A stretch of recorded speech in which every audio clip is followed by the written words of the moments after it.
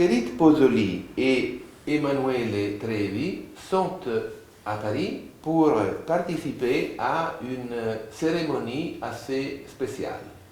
Il s'agit d'un prix littéraire, le prix Marco Polo, qui est décerné, et c'est un cas, je crois, unique ou presque dans l'histoire des prix littéraires. Le prix Marco Polo Venise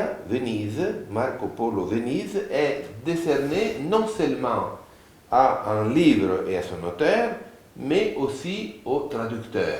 Dans notre cas, la traductrice Marguerite Pozzoli. Donc, c'est un prix original qui propose un message finalement de collaboration et de convergence entre différentes cultures s'exprimant dans des langues différentes. Ce prix est né de l'initiative de sa présidente, Christine Bach, laquelle n'est pas avec nous, mais nous souhaitons lui adresser toute notre sympathie, notre estime et surtout notre admiration pour avoir conçu un prix aussi original. Mais donc, parlons un peu de comment est né ce prix, parce que c'est la deuxième édition qui est décernée juste aujourd'hui. Dans quelques heures, elle sera décernée à l'ambassade d'Italie en France, rue de Varennes, dans le 7e arrondissement de Paris. Donc, comment est né ce prix? Alors, Marguerite Pozzoli, je crois qu'elle a quelques informations sur l'historique de... Je crois que c'est la deuxième édition de ce prix, qui l'an dernier a été décerné à Rome. Oui. Et dont le lauréat a été Sandro Veronesi. Oui. Par contre, l'originalité cette année, c'est que, à mon grand plaisir, à mon grand honneur, la traductrice est associée au prix, alors que ce n'était pas le cas l'an dernier. Non. Ce n'était pas ainsi. Non. Et je crois qu'il me semble que c'est Christine qui a insisté, qui tenait beaucoup à ce qui est ce double éclairage sur l'auteur et sur le traducteur. Oui, mais ça, c'est un honneur spécial réservé à votre travail. Ah non, je crois qu'à partir de maintenant, ça devrait être comme ça. Cela devient il me semble, un élément fondamental. Je crois, sans trop m'avancer, que c'est ce qui a été décidé dans les éditions à venir. Voilà, donc une très belle innovation. Alors, parlons déjà de ce livre qui a obtenu le prix. C'est un livre d'Emanuele Trevi, ici présent, et le livre s'intitule « Le peuple de bois ». Donc, ce livre, comment est né ce livre? De quoi s'agit-il au juste? Donc, c'est un livre qui parle d'un lieu qui est très mystérieux dans l'histoire récente de l'Italie.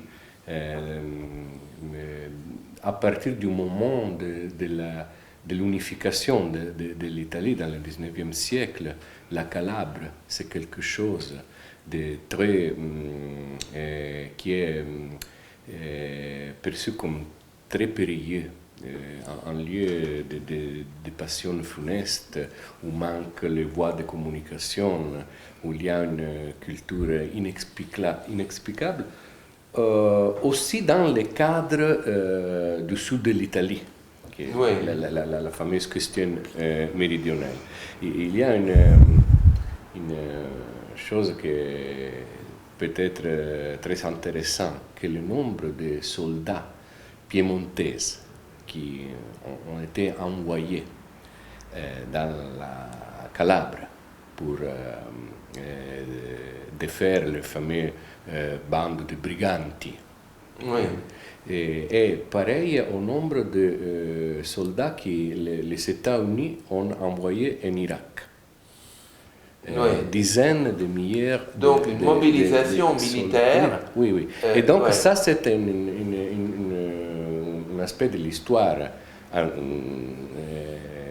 aussi de la chronique, parce qu'il y a dans tous les pays du monde, il y a la criminalité, des organisations criminelles. Ici en France, la plus fameuse, parce qu'il y avait aussi le film avec Alain Delon, c'est les Marseillais, non? Et donc, la différence fondamentale qui n'existe pas dans le reste d'Europe est que l'organisation criminelle en Calabre ou en Sicile ou à Naples gère le territoire. Ce n'est pas une exception, quelque chose. Marseille, c'est la France, c'est l'État français. Et donc, l'organisation criminelle est une chose qui se superpose à la normalité des choses. Et là-bas, il n'y a pas l'État. Les choses sont gérées.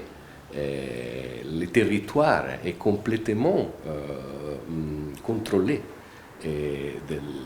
Et donc, mon livre n'a pas un aspect de reportage, c'est une fantaisie. Qu'est-ce qu'on se passerait s'il y avait, comment on peut dire, un intellectuel, quelqu'un qui exprime dans une façon poétique, magique, les points de vue d'une organisation sociale qui n'admet pas à son intérieur les principes de responsabilité envers les autres, envers la communauté, envers l'identité italienne. Et donc, le personnage, c'est un homme qui parle à la radio et qui est une sorte de prophète. Il n'a pas il n'emploie pas la raison, une raison politique, une vision du monde. Il emploie une émotion. Et je me rappelle, c'est un livre autobiographique parce que dans mon enfance, la manière de se rapporter aux choses de ce peuple était pour moi, parce que j'étais un enfant qui était vécu entre les deux lieux, entre la Calabre et Rome, qui était la terre de la raison, où était le gouvernement, et il était et donc, aussi dans ma famille, la rationalité et l'irrationalité sont toujours quelque chose qui se... il se mélange oui, se mélange, oui, se change les fonctions. Oui, donc ce n'est pas du tout une enquête journalistique, c'est un point de vue très subjectif. C'est un point de vue qui a été rendu, parce que je voudrais retourner à l'originalité du prix, dans une façon merveilleuse, dans la langue de Marguerite Pozzoli, qui n'est pas la première fois qu'il traduit un de mes livres, avec une patience, une capacité de trouver, pas seulement, je pense, l'équivalent de l'original, dans une manière mécanique, mais quelque chose qui regarde aussi le rythme de la phrase. Le rythme de la phrase, c'est la chose la plus importante pour la transmission d'une émotion fondamentale, d'une image du monde. Et donc, je parle très mal français, mais je lis beaucoup, j'ai toujours identifié la langue de la littérature, la langue de la beauté avec le français. Mais je pense qu'il est tout à fait compréhensible et donc, il est trop modeste. Pour moi, la version française de mes livres, et j'adore aussi Actes Sud, parce qu'Actes Sud a été une maison d'édition très importante dans ma jeunesse, pour le choix des auteurs qui...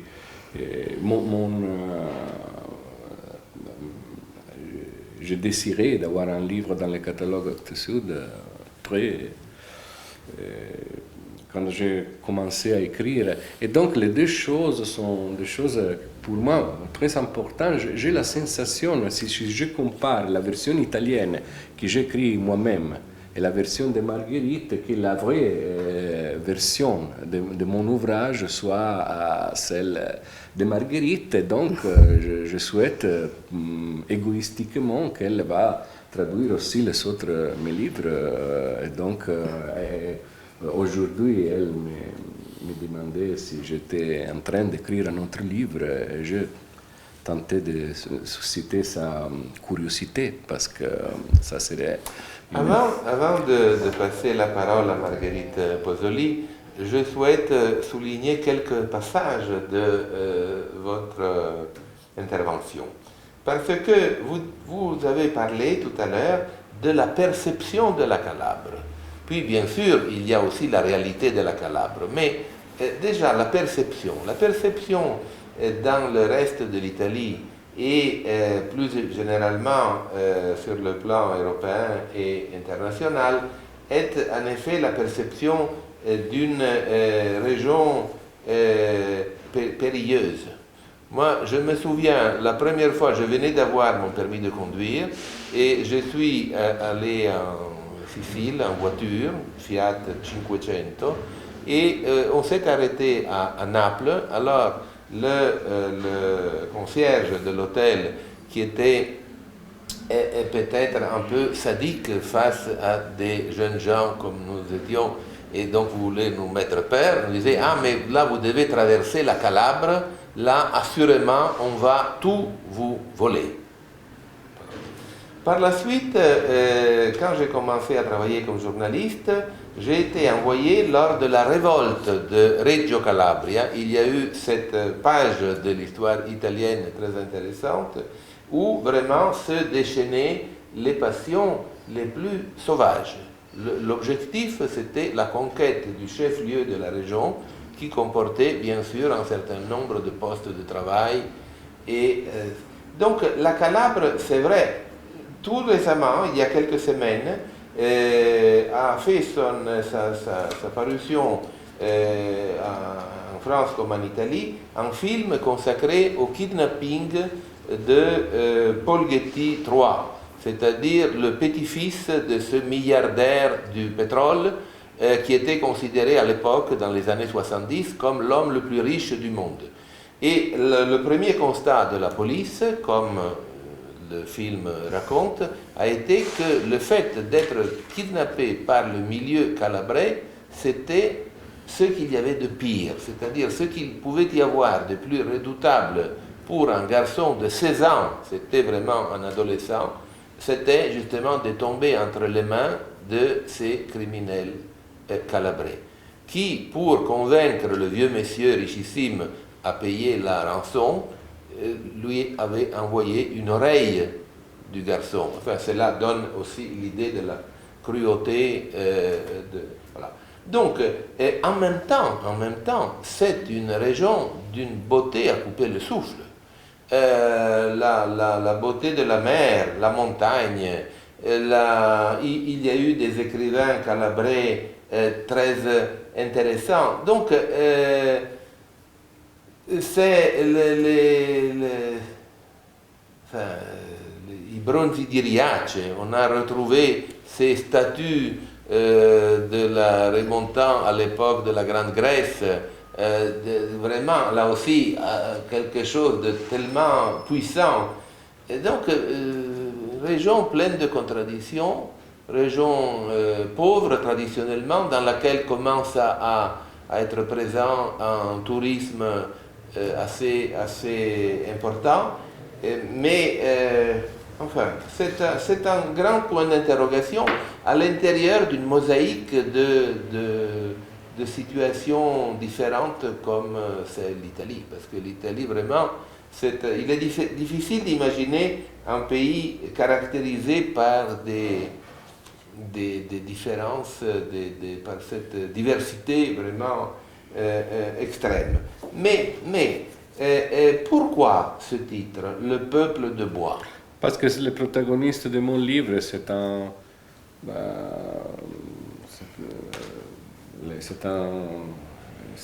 voit soi-même comme un prophète. Et il pense que l'évangile pour les Calabrais ne soit pas l'évangile traditionnel, les 4 évangiles des chrétiennes, mais le 5e évangile qui est les aventures de Pinocchio. Et donc il fonde sa prédication sur la figure de Pinocchio comme le Jésus-Christ de Calabrais. Et il lit le livre de Collodi comme peut faire un mystique analphabète. Il n'est pas vraiment un analphabète, il a été prêtre, il a fait des expériences dans la vie qui l'ont conduit à une forme de mysticisme lié à la lecture intensive d'un seul livre, qui est le livre de Collodi. Et il dit, avec l'instrument de la radio, du réseau, parce que YouTube, il devient un prédicateur très apprécié par le peuple. Et le mot de passe de cette prédication, l'emblème de cette prédication, c'est l'image de Calabrais comme le peuple de bois. Il y a le peuple de chair, les peuples qui sont et qui est quelque chose qui résiste à la contamination. Mais l'idée fondamentale est que dans cette culture existe un principe d'autorité qui n'est pas identifiable avec la loi, avec la religion, avec l'État, qui sont des choses qui ont une valeur universelle pour tous les peuples. Il y a quelque chose de sa liberté qu'on aliène à une idée de bien commun, et donc une autorité qui est valable pour tous. On peut faire des vols, on peut être un criminel, mais aussi le voleur, le criminel reconnaît qu'il y a un prix. Et là, dans l'idée de ce personnage, qui est une idée allégorique d'une vision du monde, n'existe pas un principe d'autorité qui règle la convivence entre les... C'est-à-dire, vous êtes en train de dire que dans la culture calabraise, je parle de culture au sens anthropologique, bien sûr, pas au sens des gens doctes, il y a des éléments d'associalité profonde, c'est-à-dire il y a il peut y avoir... Oui, il y a aussi une bourgeoisie qui est complètement identique à la bourgeoisie qu'on a dans les Kent, en Angleterre ou à Bordeaux. Oui, bien sûr. Parce qu'il y a les universités, les institutions culturelles. Je parle d'un niveau populaire, je parle de certaines territoire de la Calabre, parce qu'il y a des Calabres complètement asociales et qui est une culture qui naît dans laquelle la famille, les milieux d'appartenance élémentaire, qui est la famille, les cousins, les amis, sont plus forts de valeurs qui puissent être transmises à l'école. Et puis on ne doit pas confondre les deux aspects, parce que il y a dans ce monde des niveaux de réalité exactement pareil à des autres lieux du monde. Évidemment. C'est un monde méditerranéen avec...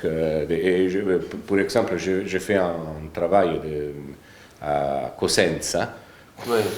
Cosenza, c'est une grande ville au centre de la Calabre, une ville de montagne où il y a une université exceptionnelle dans les deux branches de la sciences humaines, de la physique, et il y a il y a des difficultés qui sont différentes, qui sont liées à des difficultés de l'Italie.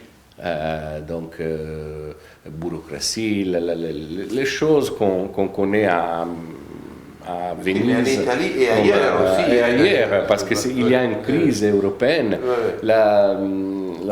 Ce que j'ai tenté ce que je voulais représenter, c'est aussi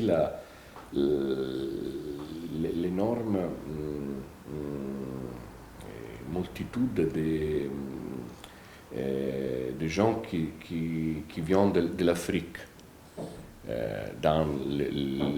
Parce que c'est pour exemple, c'est un lieu qui est très périlleux aussi pour des foyers de racisme, parce qu'il y a dans l'agriculture une sorte d'esclavage avec tous les gens qui viennent de...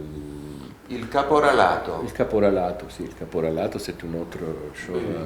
C'est-à-dire des gens qui sont des immigrés. Des immigrés qui sont comme des esclaves, exactement comme on imagine les droits qu'on pouvait avoir dans des régimes d'esclavage dans le 6e siècle, mais peut-être pire, parce que donc c'est une... Le travail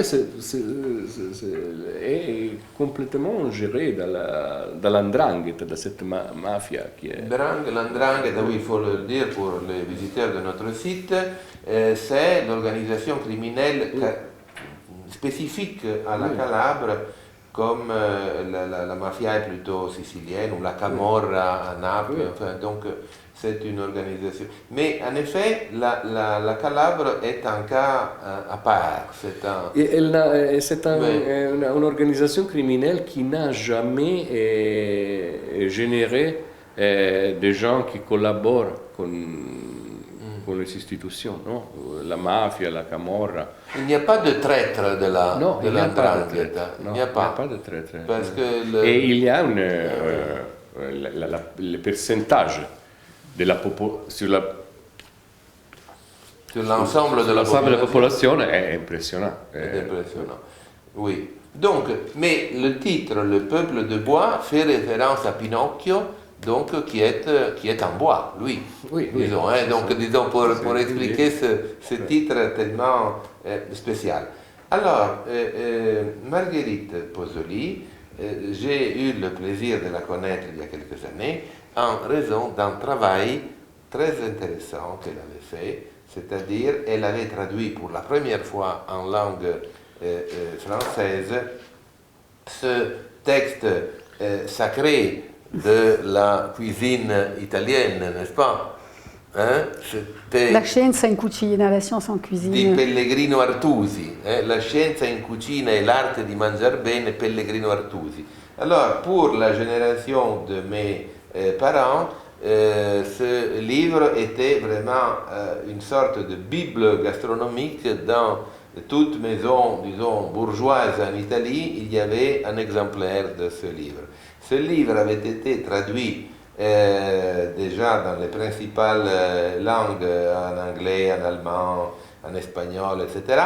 Pas en français, peut-être parce que les Français sont tellement fiers de leur cuisine, alors ils n'étaient pas trop intéressés à s'occuper des cuisines des autres. De toute manière, maintenant, l'intérêt pour la gastronomie italienne en France s'est répandu d'une manière grandissante, et ce livre m'avait beaucoup intéressé. J'avais trouvé que c'était tellement spécial que de consacrer son attention à ce livre. Mais c'est très différent du livre d'Emmanuel. oui, ah oui, oui, là, c'est bien sûr. Bon, mais heureusement que vous faites des traductions sur des sujets différents. Sinon, cela deviendrait même un peu barbare de se consacrer toujours à la même problématique.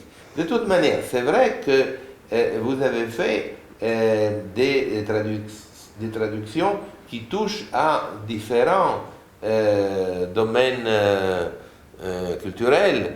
Et donc, au nom de votre origine italienne, qui d'ailleurs est très récente, non? Mon origine Oui, italienne? oui, Comment très récente? Elle est très ancienne. très ancienne. Pourquoi? Mais parce que je suis née à Venise de parents italiens tous les deux. Eh oui, donc Oui. c'est une origine récente, qui est proche de nous. Ce Oui. n'est pas une... Non, parce que quand on parle d'une origine ancienne, on fait référence à ceux dont les ancêtres étaient partis pour aller dans un autre pays. Alors que Oui, oui. dans ce cas, donc, et donc le lien avec l'Italie, pour vous, est très fort. La traduction est aussi une manière de Oui, bien sûr. confirmer ce lien qui n'est pas seulement culturel, qui est aussi affectif, qui est, n'est-ce pas? Voilà. Donc, alors, ce livre, vous avez reçu des éloges de la part de l'auteur, hein, qui est très gentil, très indulgent. Non, mais il avait l'air d'être convaincu de ce qu'il disait. Enfin, c'était pas comme ça juste pour vous faire plaisir, mais enfin, on avait l'impression qu'il pensait ce qu'il disait. Et alors, ce livre, comment ce livre est tombé entre vos mains? Bon, il n'est pas tombé par hasard, puisque j'avais aimé auparavant le livre intitulé Quelque chose d'écrit, et j'avais découvert Emmanuel à travers ce livre pour lequel j'ai eu vraiment un coup de cœur, un coup de foudre. J'ai aimé le sujet, j'ai aimé l'écriture. J'ai trouvé que c'était un livre formidable. J'avais écrit le soir même à Bertrand Pi, le directeur littéraire, pour lui faire une note de lecture. Et le soir même, Bertrand m'a dit « on va prendre ce livre ». Il a peut-être senti mon enthousiasme immédiat. Et donc notre collaboration a commencé avec ce livre autour de Laura Betti, Pasolini, un livre en grande partie enfin, très autobiographique. Celui-ci est très différent. C'est vrai que pour moi, hein, j'ai eu affaire à une autre voix, VOX. La voix que j'ai entendue là-dedans a des sonorités, des tonalités très différentes de celles que j'ai entendues dans Quelque chose d'écrit. Quelque chose d'écrit était ironique, peut-être plus enjoué. Enfin, si je dis enjoué, c'est très superficiel, mais il y avait des scènes de comédie. Ici, c'est plus sombre, c'est plus grave. Il y a des personnages qui s'appellent, comme dans les fables, le rat ou le délinquant, qui n'ont pas d'identité précise. Donc c'est un autre Emmanuel que j'ai découvert aussi à travers ce livre. Si je peux dire qu'il y a un point commun, c'est que dans les deux livres, il y a aussi un autre livre qui est questionné. Dans Quelque chose d'écrit, c'est pétrole essentiellement. Ici, c'est, de manière étonnante, Pinocchio. Et donc, c'est vrai que j'aime bien la variété, et j'ai trouvé étonnant cette espèce de tour de force aussi d'Emmanuel, et d'être capable, comme ça, à très peu de temps d'intervalle, de m'envoyer un livre qui m'a effectivement, comment dire, beaucoup... qui m'a surprise, qui m'a questionnée, parce que je trouve qu'il a en plus des significations multiples, qu'on peut le lire à plusieurs niveaux, de manière philosophique, de manière métaphysique. On peut le lire comme, à mon avis, hein, je donne mon avis à ma lecture, puisque je suis traductrice, lectrice, donc avant tout, on peut le lire comme une fable presque intemporelle, sur le sens de la destinée humaine. On peut en faire des lectures extrêmement différentes, et c'est un livre qui nous poursuit et qui nous questionne.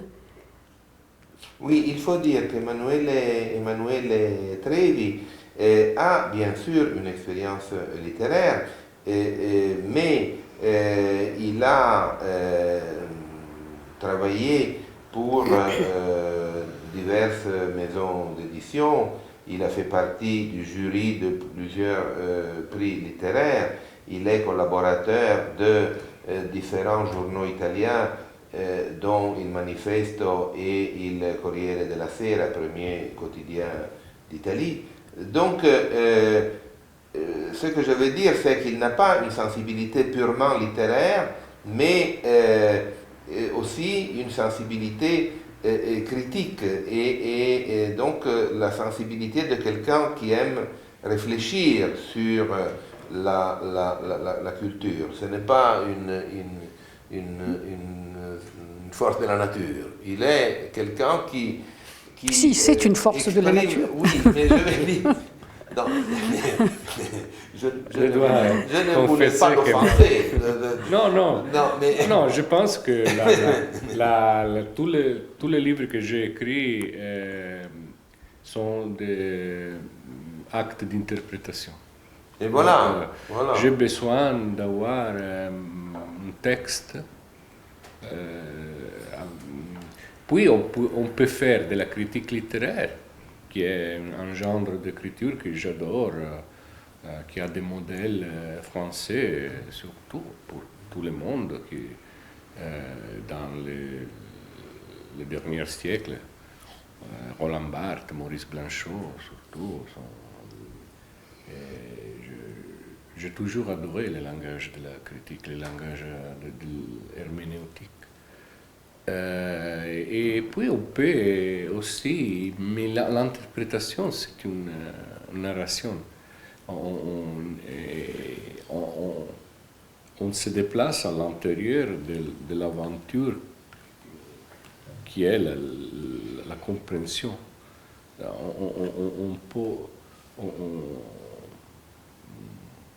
Le livre peut être quelque chose qui n'est pas en donné dans l'abstraction, donc je parle de la recherche, mais je peux commencer pour dire où est ce livre comme objet physique. Et donc c'est déjà un principe de narration, parce que là-bas, dans la vie, dans les choses, la différence, c'est que dans la critique littéraire, on emploie ce qu'on comprend. Dans cette forme de narration, on emploie aussi ce qu'on ne comprend pas. Ce qu'on ne comprend pas a la même valeur de ce qu'on comprend, parce que c'est l'aliment, c'est la nourriture du mouvement narratif. Et donc, maintenant, je suis en train d'écrire un livre qui a aussi au centre un petit texte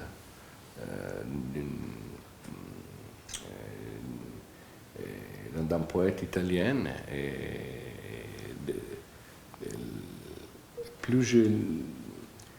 On doit lire, relire, on doit apprendre l'art de la citation, c'est très important. Ce qui est entre les guillemets, c'est très important. Ce n'est pas simplement quelque chose d'un autre, c'est quelque chose que j'ai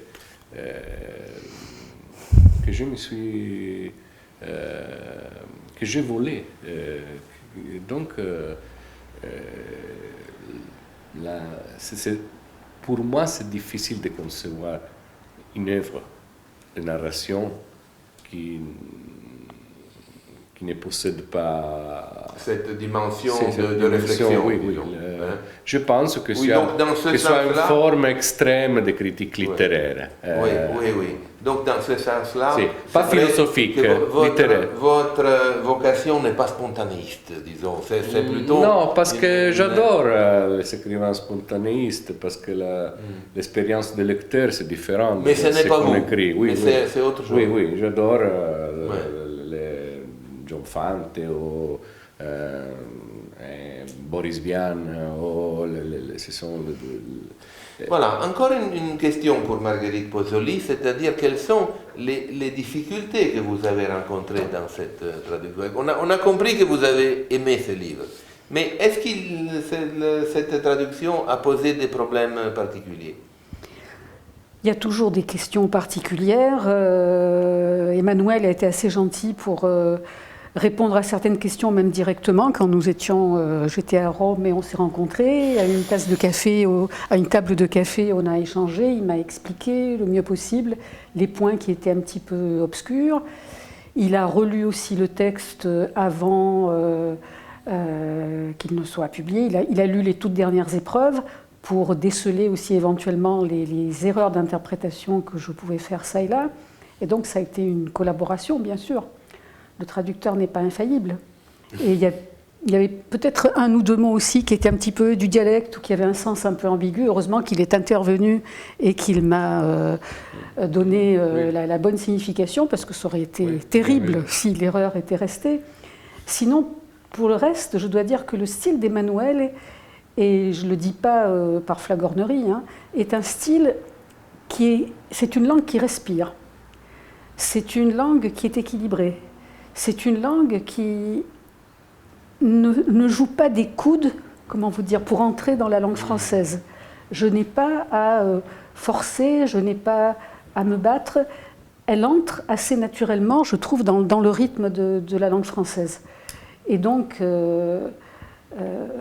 ça n'a pas. Je me suis battue avec certaines traductions, je ne vous le cache pas, beaucoup plus, parce qu'on essaye, bien sûr, de rendre quelque chose qui soit agréable à lire en français, tout en restant le plus près possible de l'italien. Mais là, le combat n'était pas aussi difficile qu'avec, par exemple, le livre que je viens de finir de traduire, dans lequel j'ai dû travailler beaucoup plus le rythme, les virgules, raboter ici et là. Ici, je n'ai pas eu à faire à des phrases interminables. Emmanuel aide peut-être un petit peu le traducteur de cette façon-là. Et en même temps, j'étais en face d'un univers qui était vraiment étrange. Bon, qui fait penser à certains moments à l'univers de Kafka, à l'univers de Beckett. Et c'est vrai que là, je dirais, mes propres lectures à moi interviennent pour me dire aussi comment traduire et vers quoi essayer d'aller. Encore un mot sur la maison d'édition, car déjà dans des conversations précédentes, vous aviez manifesté tout votre attachement vis-à-vis d'Actes Sud et aussi non seulement pour la qualité éditoriale, mais aussi en tant que phénomène